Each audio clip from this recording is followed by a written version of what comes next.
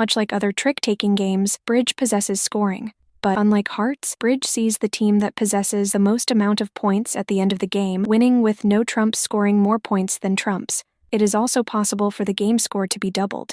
Let's just hope that people don't make the miscorrelation between the idea of trump and no trump being either for or against the 45th and 47th President of the United States, followed by them engaging in saber-rattling and doubling down on their political beliefs.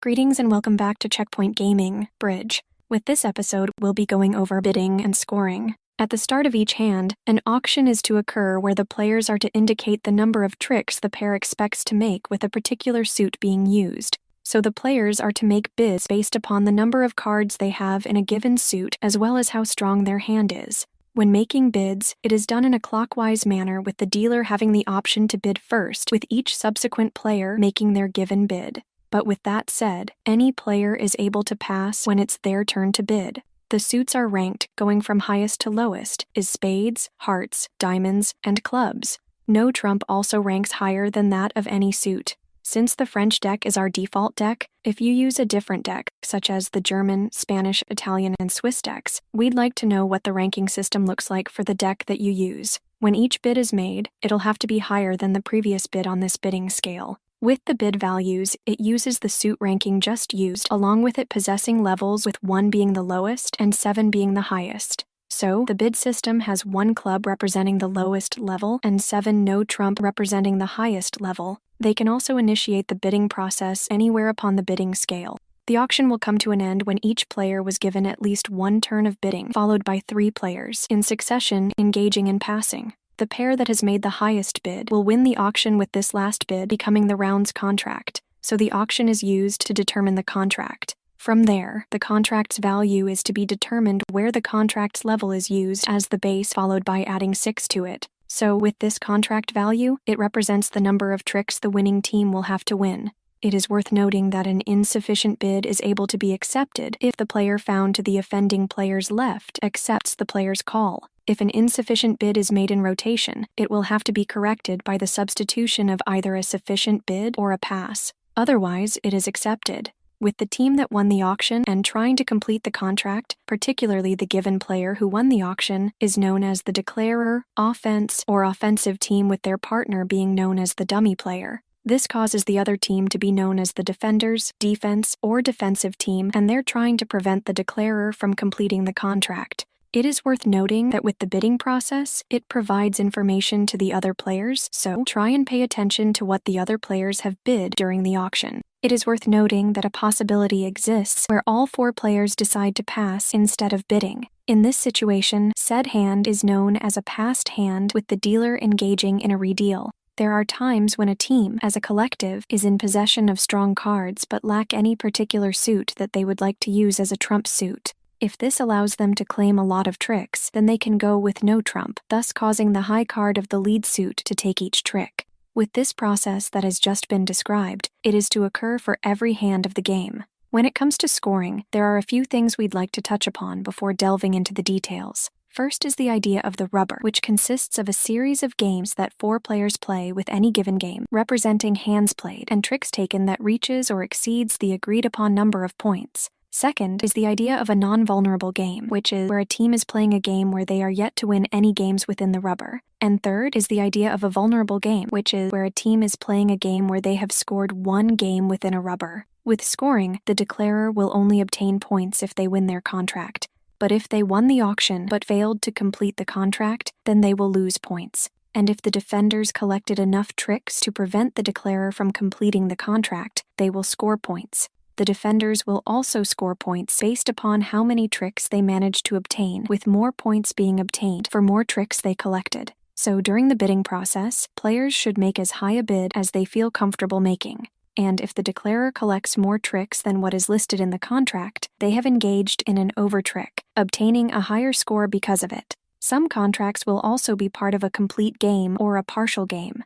With a complete game, it consists of certain contracts that a player is able to obtain, and what constitutes as a complete game can vary between play groups. In our research, a complete game can consist of 3 no trump, 4 spades, 4 hearts, 5 diamonds, or 5 clubs, while another source only counts 3 no trump, 4 spades, or 4 hearts as a complete game. Seeing variant exist with what counts as a complete game, we'd like to hear from you, the audience, on what you consider to be a complete game. The team that obtains a complete game will obtain a large bonus because of it, but they should only be sought after if the team thinks they have a strong combined card set or cards with strong enough values that they can claim the necessary tricks. If not, then they should stop bidding at a level found below that of the contracts listed for a complete game. Doing so will mean that the players will be participating in a partial game. Players are also able to obtain another large bonus if they complete a contract that possesses at least 6 tricks. This completing is known as a small slam, but in order for the completion of a grand slam, which will grant an even larger bonus, the pair will have to complete a contract that possesses at least 7 tricks.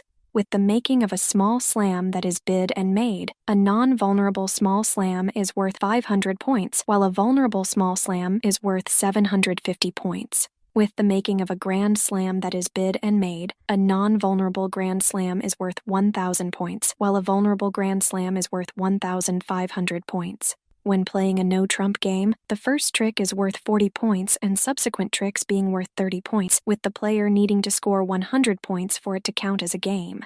With major suit scoring, spades and hearts are known as the major suits, and they score 30 points for every trick. Bidding and making 4 spades or 4 hearts with the player scoring 120 points counting as a game. With minor suit scoring, diamonds and clubs are known as the minor suits, and they score 20 points for every trick. Bidding and making 5 diamonds or 5 clubs with the player scoring 100 points counting as a game. Regarding the result of each deal, it is recorded in the form of points which are divided into 2 classes, trick points and premium points.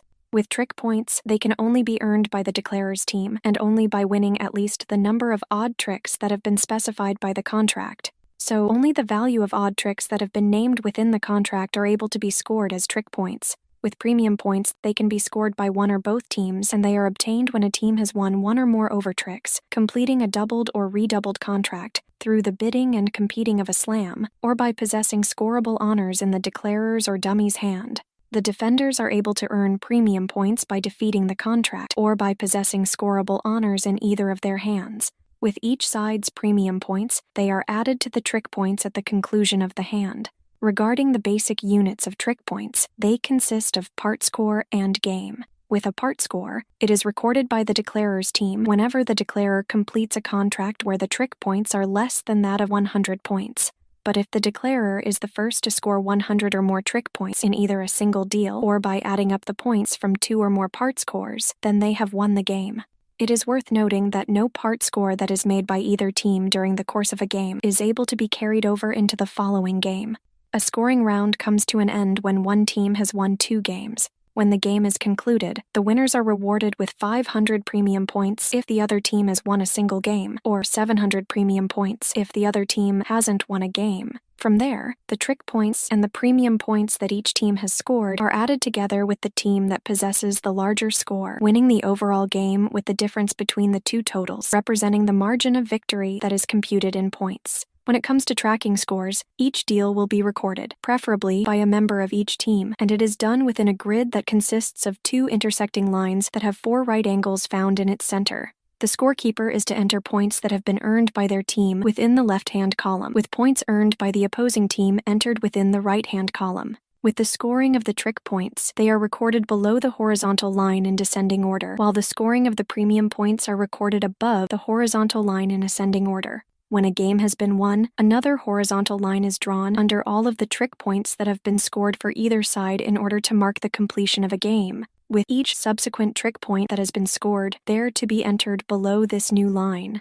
Once a play has been completed, then all 4 players ensure that the number of tricks that have been won by each team is correct, along with all scores being properly recorded.